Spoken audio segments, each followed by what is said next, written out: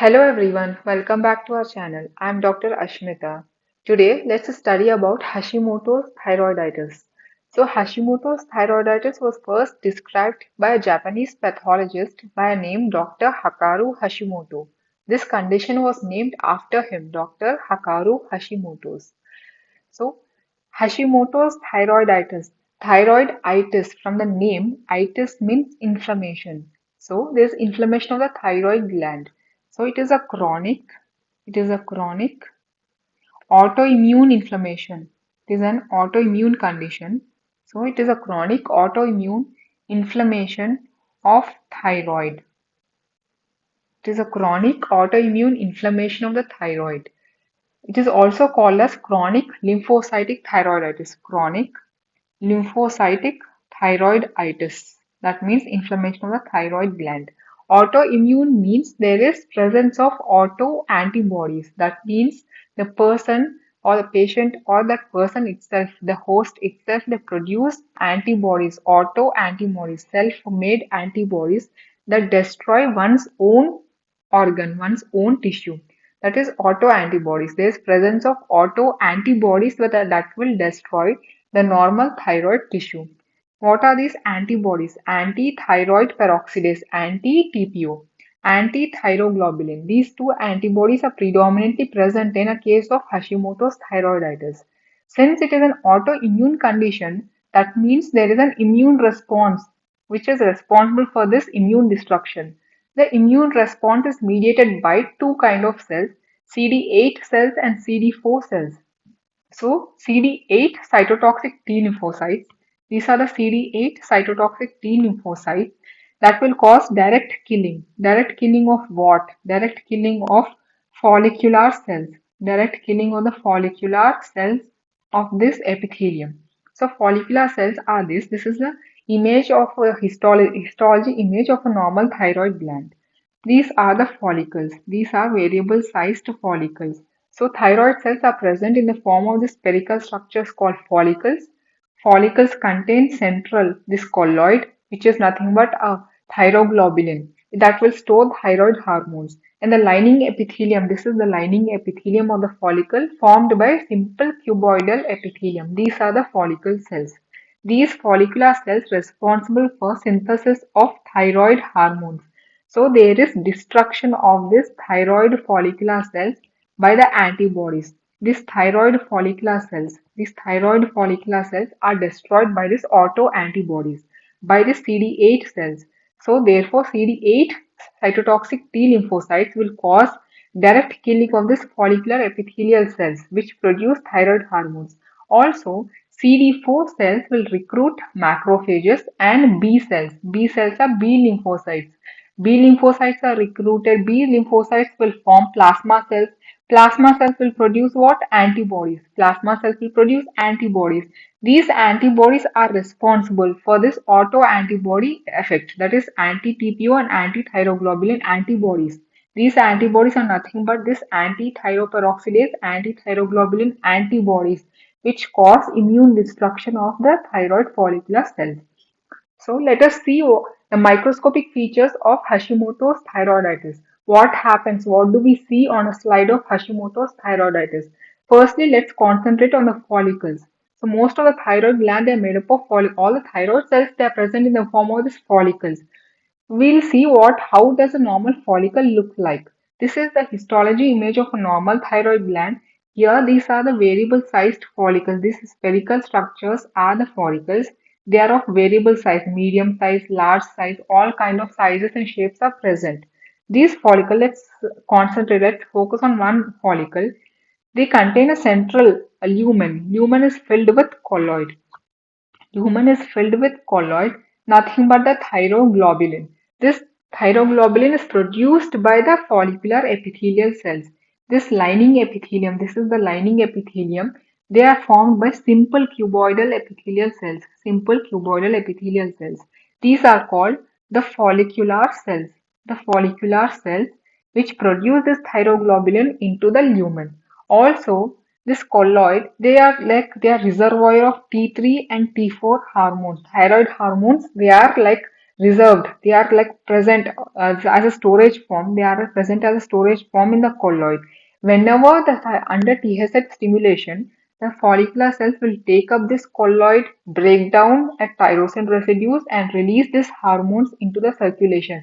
This physiology I have discussed in my previous video about histology of normal thyroid parathyroid gland. Please go back to that video and come back here.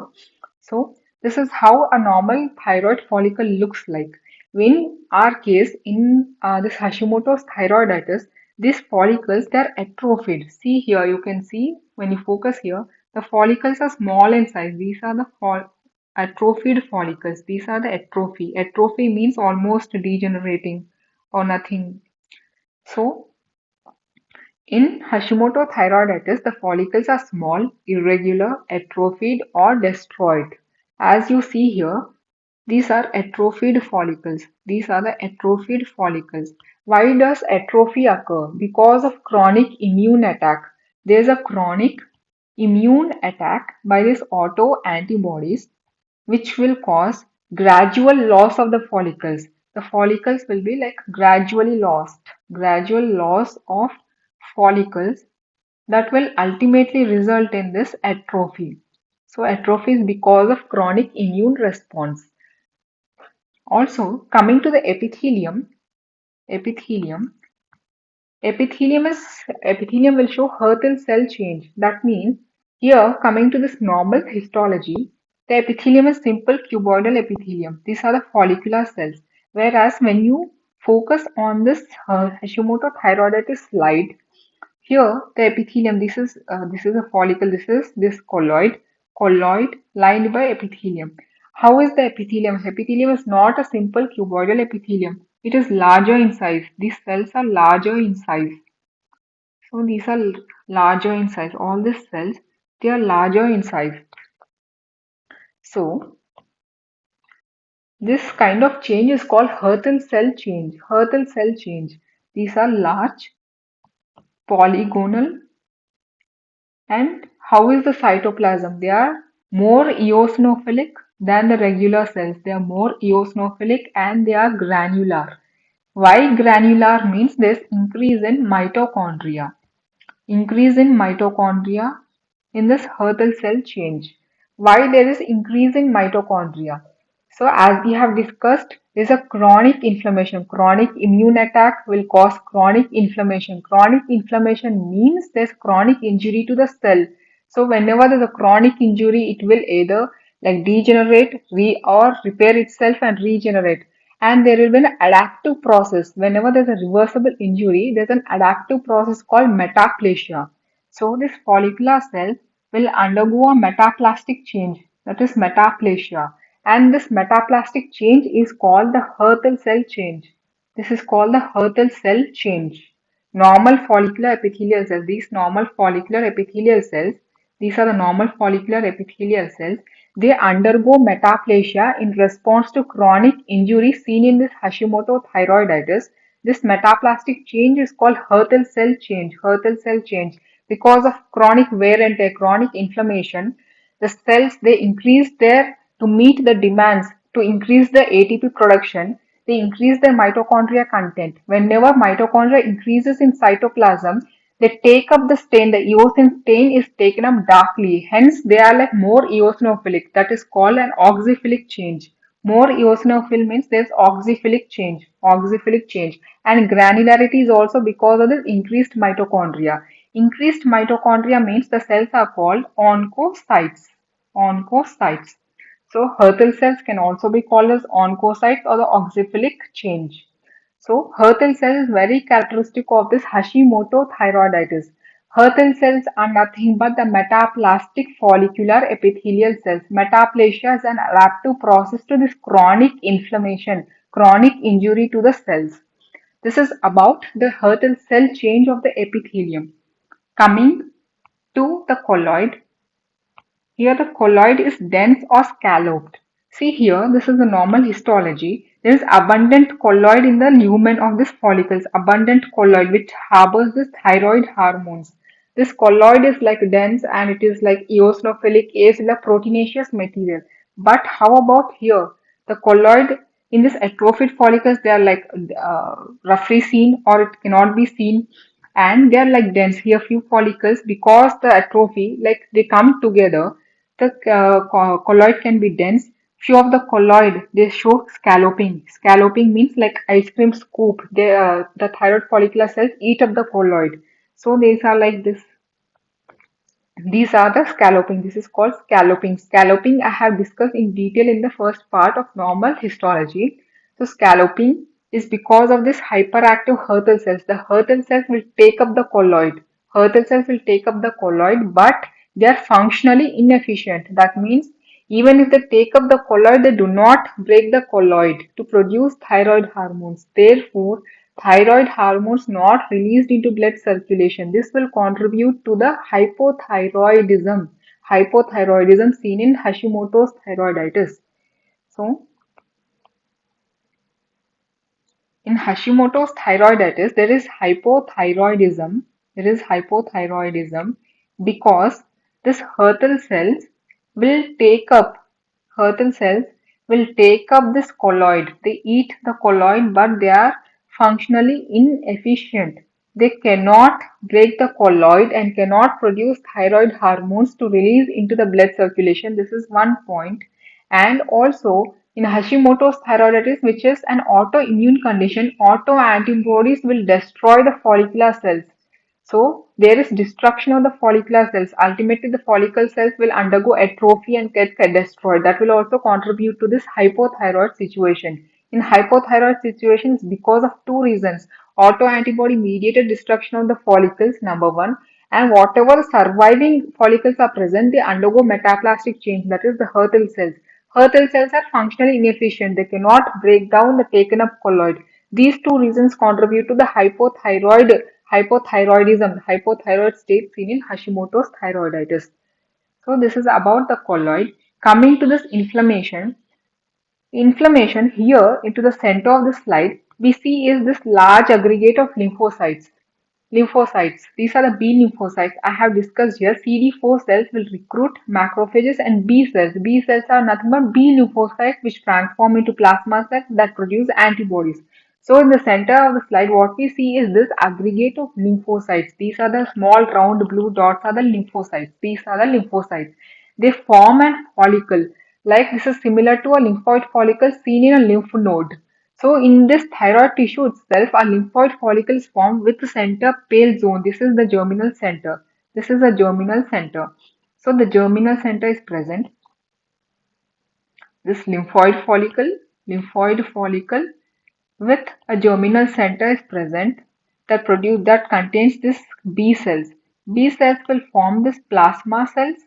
Plasma cells will produce antibodies, that is the autoantibodies. These autoantibodies, in return, they destroy the surrounding follicular cells. So this is how this is the lymphoid follicle characteristic of Hashimoto's thyroiditis. Hashimoto's thyroiditis, this means itis means inflammation. There's lots and lots of inflammation. There's lots and lots of lymphocytic infiltration. The lymphocytes will form dense aggregates in the form of follicles with germinal centers. The germinal centers contain B cells. B cells transform into plasma cells that form autoantibodies. And these autoantibodies thus formed, they destroy the surrounding follicular cells in return. That will contribute the atrophied follicles. Therefore, that hypothyroid state is seen. And there is fibrosis here. The fifth part is fibrosis we see in Hashimoto thyroiditis. Here, this is one lobule. This is other lobule of the thyroid gland. This is again other lobule. In between these three lobes, the 1, 2, 3 lobules, this interstitium, they contain dense fibrous bands. Dense fibrous bands. So the dense fibrous bands, fibrosis, is seen in the interstitium between the lobules of the thyroid. Between this thyroid, these are the lobules of the thyroid follicles. This is one lobule, other lobule, other lobule. In between the lobules, this interstitium, it contains dense fibrous bands. Because there is chronic inflammation, there is chronic inflammation that will activate the fibroblast. The fibroblast will cause collagen deposition in the interstitium between the lobules of the thyroid gland. So this is about the Hashimoto thyroiditis microscopic features. Again, this is a low power magnification view of the Hashimoto thyroiditis slide. What we visualize here are these lymphoid follicles. You can see many such follicles. The peripheral part is very darkly stained, that is the lymphocytes, and center is a pale zone, that is the germinal center. Many such follicles are present. All these are the follicles, and here you can see colloid, this presence of colloid. Few of the colloid are very atrophied, and the colloid follicles follicles are atrophied. Sorry, follicles are atrophied, and colloid is dense. Few of them show dense colloid. So presence of this chronic inflammatory infiltrate in the form of lymphoid follicles. Number one, lymphoid follicles with germinal centers. Number one, and Hurthle cell change, Hurthle cells, and fibrosis. These three contribute to the characteristic triad of Hashimoto's thyroiditis. So let's summarize again. Hashimoto's thyroiditis is a chronic autoimmune inflammation of the thyroid gland with presence of autoantibodies. These autoantibodies are anti-thyroid peroxidase and anti-thyroglobulin. Since it is an autoimmune, there is an immune response given by two types of cells, CD8, CD4. CD8 cells, they directly attack the follicular cells. So there is direct killing of follicular cells. And CD4 cells that will recruit macrophages and B cells. B cells will transform into plasma cells that produce autoantibodies that contributes to this Hashimoto thyroiditis. In Hashimoto thyroiditis, the follicles are small, irregular. These are the small, irregular, atrophied follicles. Atrophy is because of this chronic immune attack. Chronic immune attack will cause gradual loss of follicles that will result in atrophy. Epithelium shows a metaplastic change. Epithelium shows a metaplastic change. Because of this chronic inflammation, chronic cell is exposed to chronic inflammation, is chronic injury. As an adaptive process, this follicular epithelium will undergo metaplastic change. It will increase in size, increase the mitochondria. When mitochondria are increased, it becomes the stain, it takes up the stain. So it becomes more eosinophilic and it appears granular. These cells are called Hurthle cell change, also called oxyphil. Well, because of deep eosinophilia, it is called oxyphil. Presence of mitochondria, so it is called oncocyte. So Hurthle cell change is metaplastic change. And also we see the colloid is like dense because the atrophied follicles they come together, the colloid becomes dense or it can become scalloped. There is a scalloping seen here and here. This is scalloping seen. Scalloping because the colloid will be eaten. They will be eaten by the follicular cells, that is the Hurthle cells. These Hurthle cells are the surviving follicular cells which show metaplasia. They are functionally inefficient. So even though they take up the colloid, they do not break down the colloid to produce thyroid hormones, to release the thyroid hormones into the blood circulation. Therefore, in Hashimoto thyroiditis, there is hypothyroidism. Hypothyroidism is because of autoantibodies that destroy the follicular cells. Follicular cells get destroyed means thyroid hormones are not produced, not released into circulation, number one. Also, the surviving follicular cells undergo metaplasia, forming Hurthle cells. Hurthle cells are functionally inefficient. They take up the colloid but do not break down the thyroglobulin to release the thyroid hormones into circulation. These two reasons contribute to hypothyroid state seen in Hashimoto's. And also there is chronic lymphocytic infiltrate, dense lymphocytic infiltrate seen in this form of aggregate, lymphoid aggregate, that is form lymphoid follicle with a germinal center. They contain B cells that transform into plasma cells, produce autoantibodies. Also, there is fibrosis, dense fibrosis between the lobules, which form all this contribute to the classical triad. That is, classical triad is this lymphoid follicles, the germinal center, Hurthle cells, fibrosis form the classical triad of Hashimoto thyroiditis. And a few of the slides can show multinucleate giant cells. So as I have said here, the CD4 cells they recruit macrophages. Macrophages can eat up the colloid. Few follicles they disintegrate, so colloid will leak into the tissue. The leaked out colloid will be taken up by macrophages. These macrophages they fuse to form a multinucleate giant cells, which can be seen in some of the slides. In our case, we didn't find any multinucleate giant cells. So the leaked out colloid will be taken up by the macrophages. All the macrophages unite to form a multinucleate giant cells, can be seen in some of the slides. This is about Hashimoto thyroiditis, the microscopic features. So that's it. Thank you everyone. If you find this video useful, please like, share with your friends, subscribe to our channel. Thank you.